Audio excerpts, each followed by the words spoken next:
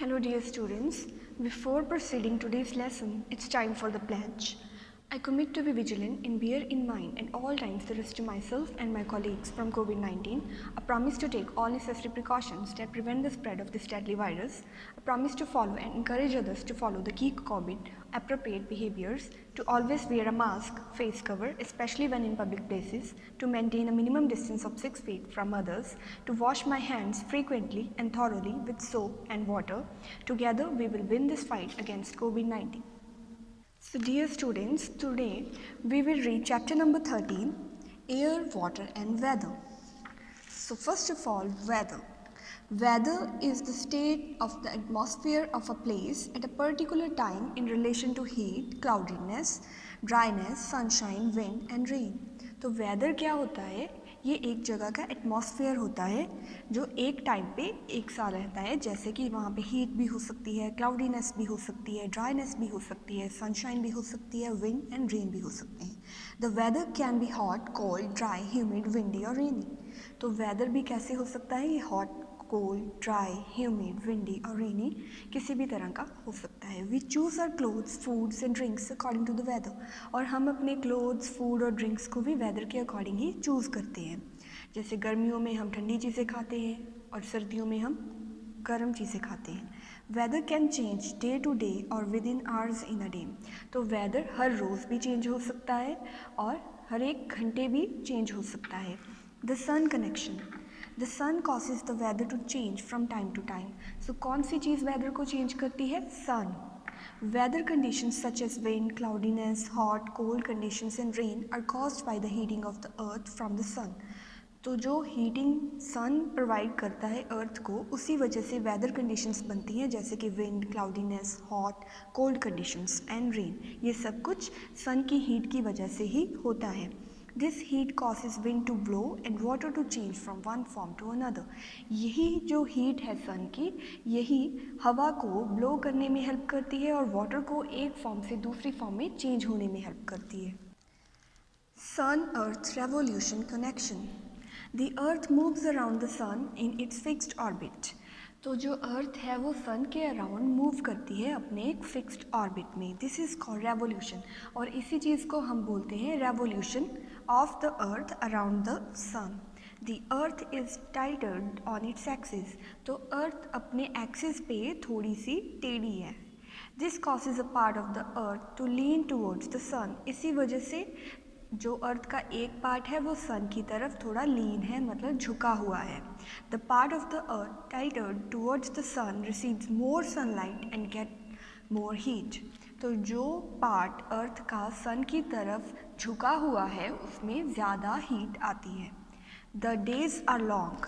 और वहाँ पे जो दिन है वो भी लंबे होते हैं. Basically it is summer in this part. और वहाँ पे अक्सर समर ही रहती है.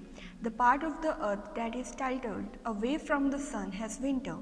और वो पार्ट अर्थ का जो सन की तरफ नहीं झुका हुआ है और दूसरी तरफ है, वहाँ पे विंटर्स रहती हैं. This is how revolution causes seasons. इसी तरह से जो अर्थ का रेवोल्यूशन है वो सीजन्स बनाता है. मतलब एक तरफ समर सीजन है और दूसरी तरफ winter season. The sun causes changes in the states of matter. अब सन की वजह से जो मैटर की स्टेट्स हैं वो भी चेंज होती हैं. The sun causes formation of water vapour from water. Sun की वजह से ही जो वाटर है वो वाटर वेपर्स में चेंज हो जाता है. The water vapour rises and condenses to form clouds. उसके बाद वो जो वाटर वेपर्स हैं वो हवा में राइज कर जाते हैं और ऊपर जाके कंडेंस होके क्लाउड्स बन जाते हैं. When these clouds become too heavy, they fall down in the form of rain, snow, hail and sleet. वही क्लाउड्स जब ज़्यादा हैवी हो जाते हैं तो वो रेन, स्नो और हेल की फॉर्म में या स्लेट की फॉर्म में अर्थ पे वापस आ जाते हैं.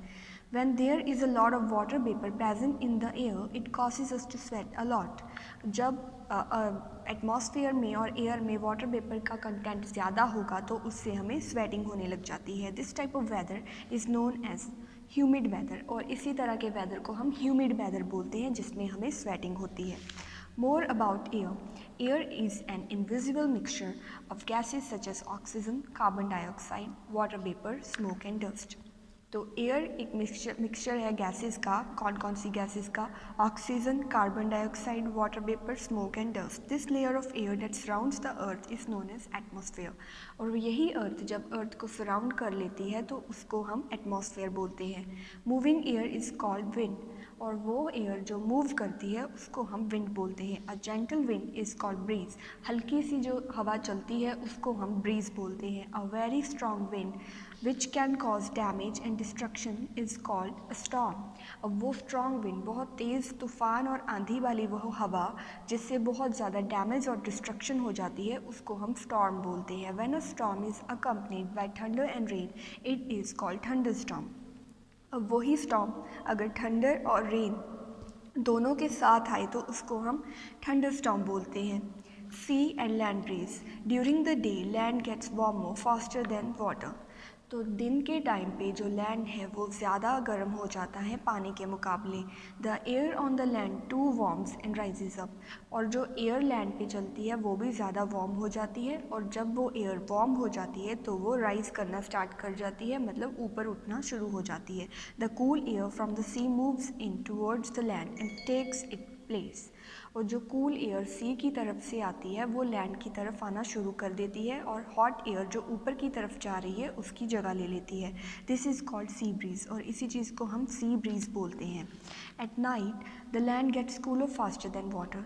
और नाइट टाइम पे क्या होता है कि लैंड वाटर से ज़्यादा कूल हो जाता है. The air above the sea is warm and rise up. तो जो एयर सी के ऊपर है वो राइज करना स्टार्ट कर देती है क्योंकि वो वार्म होती है.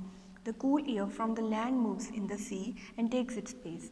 अब जो ठंडी हवा लैंड पर थी वो सी की तरफ जाना शुरू कर देती है और गर्म हवा जो ऊपर की तरफ राइज कर रही है उसकी जगह ले लेती है. This is called land bridge.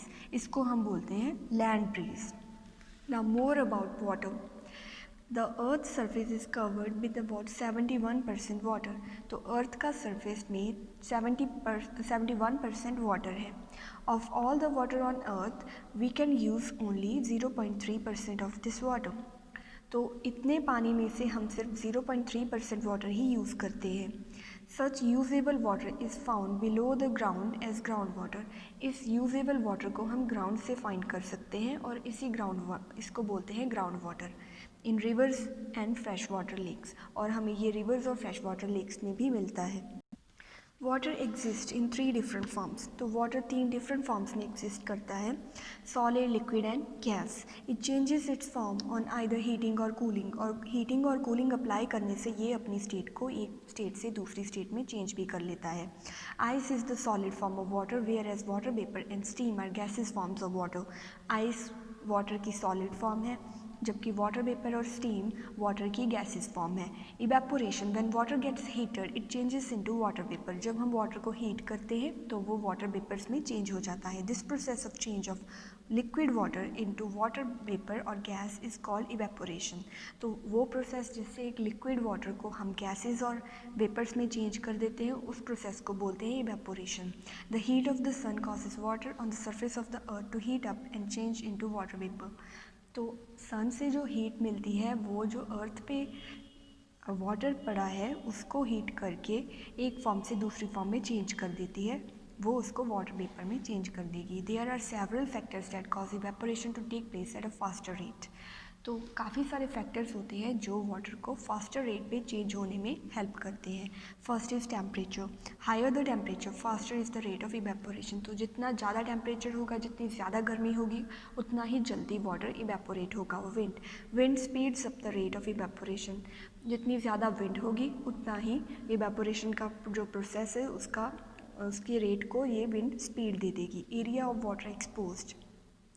Larger the area of water expose faster will be the rate of evaporation. अब जितना वाटर ज़्यादा एरिया में होगा उतना ही वो ज़्यादा इवेपोरेट होगा. फॉर एग्ज़ाम्पल अगर एक वाटर गिलास में पड़ा है और दूसरा कोई आप लेक ले लो तो जितना वाटर गिलास में पड़ा है वो कम इवेपोरेट होगा और जितना लेक में वाटर पड़ा है वो सारा इवेपोरेट होगा. तो ये भी मैटर करता है कि उसका एरिया कितना है. Dry air. If there is already enough water vapour present in the air evaporation will be slow. अगर वाटर वेपर एयर में ऑलरेडी प्रेजेंट है तो नए वाटर वेपर्स लेट बनेंगे और स्लो होगा ये process. Therefore dryer the air more will be the rate of evaporation. जितनी एयर ड्राई होगी उसमें वाटर वेपर कम बने होंगे ऑलरेडी, उतने ही उसमें ज़्यादा वाटर वेपर नए बनने शुरू हो जाएंगे। Condensation, when water vapour cools down it changes into tiny droplets of water, this is known as condensation. अब जैसे जैसे वाटर वेपर कूल होने लग जाते हैं तो वो वाटर की ही ड्रॉपलेट्स में फिर से बन जाते हैं, उस प्रोसेस को हम कंडेंसेशन बोलते हैं। The water vapour form on the surface of earth goes up in the atmosphere and condenses to form clouds. तो जो वाटर वेपर अर्थ के सरफेस पे बनते हैं वो बाद में एटमॉस्फेयर में ऊपर चले जाते हैं और फिर कंडेंस होके क्लाउड्स में चेंज हो जाते हैं। First let's read due. They are the water droplets formed by the condensation of water vapor on the cold surfaces at night when atmospheric vapor condenses. तो जब वाटर नाइट टाइम पे condense होता है तब dews बनती हैं। Frost, thin layer of ice crystal that forms due to very cold weather is known as frost. अब जब वाटर के वेपर्स के आइस क्रिस्टल्स बनने शुरू हो जाएं कोल्ड वेदर की वजह से, उसको हम फ्रॉस्ट बोलेंगे। Fog, they are suspended water droplets or ice crystals in the layer of air next to the earth's surface during winters that reduce visibility to a lower level. अब जब water droplets और ice crystal air की layer में बनने शुरू हो जाए जिससे हमें रिड्यूस कर दें विजिबिलिटी, मतलब हमें दिखना भी कम हो जाता है जैसे हम सर्दियों में देखते हैं, तो उसको बोलते हैं हम fog. Mist, they are suspended water droplets or ice crystal in the layer of air next to the earth's surface that reduce visibility. It is a mild form of fog. अब वही जो ड्रॉपलेट्स और ice crystal थे air में बने थे जिन्होंने visibility भी रिड्यूस की थी, वही अगर माइल्ड फॉर्म में बने तो उसको हम मिस्ट बोलते हैं। Now precipitation, precipitation is any form of liquid or solid water particles that fall from the atmosphere and reach the surface of the earth. तो अगर लिक्विड और सॉलिड के वाटर पार्टिकल्स एटमॉस्फेयर में ऊपर rise कर जाएं और बाद में फिर से अर्थ के सरफेस पे गिरने शुरू हो जाए, उसको हम बोलेंगे precipitation. When the clouds become too heavy with water vapour condensing back to liquid water it comes down in the form of rain. तो जैसे जब क्लाउड्स बनते हैं तो वो राइज कर जाते हैं ऊपर की तरफ, बट जब वो हैवी हो जाते हैं तो उनमें से पानी गिरना शुरू हो जाता है, अर्थ पे वापस आ जाता है, उसको हम प्रेसिपिटेशन बोलते हैं। Apart from rain water can also come down in the form of snow, hello and slit. तो रेन के अलावा पानी स्नो, हेल और स्लीट की फॉर्म में भी अर्थ पे वापस आ सकता है। Rain, it is the liquid water in the form of droplets that has condensed from water vapor in the air. तो रेन क्या होता है, ये लिक्विड वाटर होता है या ड्रॉपलेट्स होती हैं जो कंडेंस होके अर्थ पे ही वापस आ जाती हैं। Snow, when water vapor in the air gets covered into ice crystals at low temperature it precipitates as flakes of snow. तो स्नो क्या होती है, जब वाटर वेपर कंडेंस होके नीचे आ रहा होता है और लो टेम्परेचर्स की वजह से वो आइस क्रिस्टल्स में चेंज हो जाते हैं और अर्थ तक पहुंचने तक वो फ्लेक्स या स्नो की फॉर्म में बन जाते हैं, तो उसको हम स्नो बोलते हैं। Hail, hail are pellets of frozen rain. तो जब रेन नीचे आ रही होती है और लो टेम्परेचर्स की वजह से वो जम जाती है, फ्रीज हो जाती है, उसको हम हेल बोलते हैं। Sleet, when rain containing some ice falls to the ground, it is called sleet. तो जब रेन के साथ साथ कभी कभी आइस भी गिरती है ग्राउंड पे, उसको हम स्लीट बोलते हैं। Now water cycle. Water evaporates from oceans, rivers, lakes and other water bodies. It condenses to form clouds high up in the atmosphere and falls back to the ground in the form of rain, snow, hail and sleet. तो water जो oceans, reverse और lakes में पड़ा होता है वो सन की heat की वजह से इवेपोरेट हो जाता है और उसी वजह से वाटर वेपर बन के वो आसमान में चला जाता है। आसमान में जाने के बाद वो कंडेंस होना शुरू हो जाता है। कंडेंसेशन के बाद जब वो फिर से प्रेसिपिटेट होके रेन, स्नो और हेल की फॉर्म में नीचे आ जाता है, उसको हम बोलते हैं water cycle. This water gets collected in rivers, ponds, lakes and oceans. इसी वाटर को बाद में फिर से रिवर्स, पोन्ड्स और लेक्स और ओशंस कलेक्ट कर लेते हैं। Some of this water also seeps in through the ground making ground water. और कुछ वाटर इसका जो ग्राउंड में भी चला जाता है उसको हम ग्राउंड वाटर बोलते हैं। This is known as collection.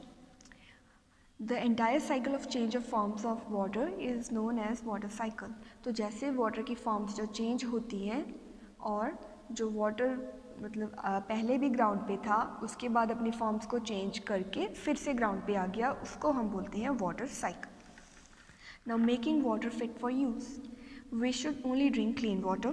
Water in wells, rivers, taps, and even underground water can be dirty and impure. तो हमें सिर्फ क्लीन वाटर ही पीना चाहिए, और वाटर अनक्लीन भी होता है. The impurities can be of the following types.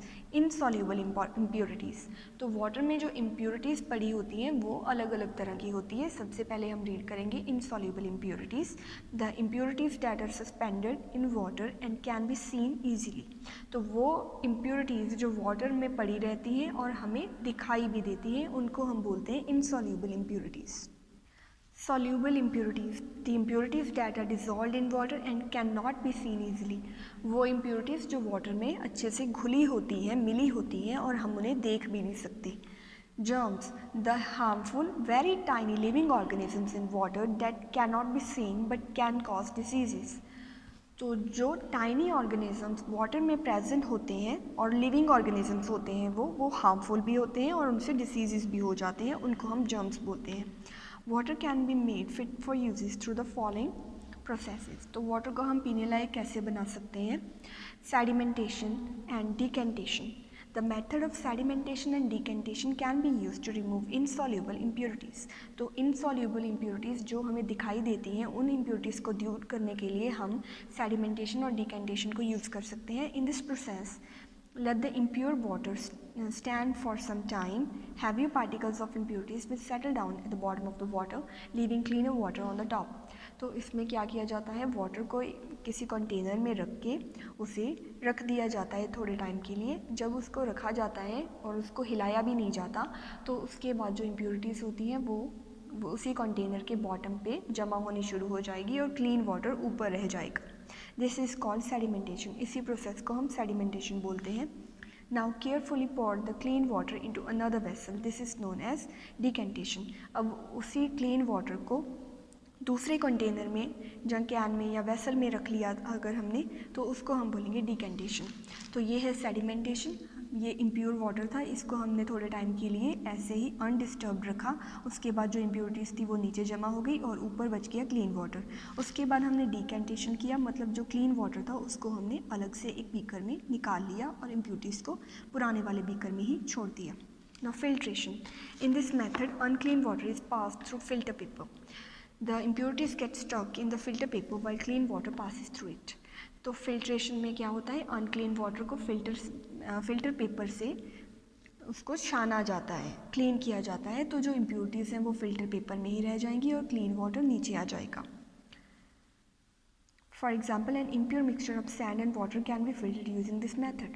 तो इसी मेथड से हम सैंड और वाटर का अगर मिक्सचर क्लीन करना है तो कर सकते हैं. In this similar manner water on the surface of earth also gets filtered when it pass through the several layers of soil to become underground water. तो इसी तरह से एक सिमिलर मेथड इसका क्या है कि जो अंडरग्राउंड वाटर है वो पहले ग्राउंड से जब वाटर अंडरग्राउंड जाता है तब भी वो बहुत सारी लेयर्स में पास होके जाता है, तो वो भी क्लीन हो जाता है. Therefore underground water is use for drinking. इसलिए अंडरग्राउंड वाटर को ड्रिंकिंग के लिए यूज़ किया जाता है. Boiling. Boiling is the simplest method to purify water. Water should be boiled for at least 5 minutes continuously. तो बॉइलिंग भी एक मेथड है वाटर को प्योरीफाई करने का. और अगर हमें वाटर को क्लीन करना है तो हमें 5 मिनट्स तक उसे कॉन्टीन्यूसली बॉयल करना पड़ेगा, इससे वाटर क्लीन हो जाएगा.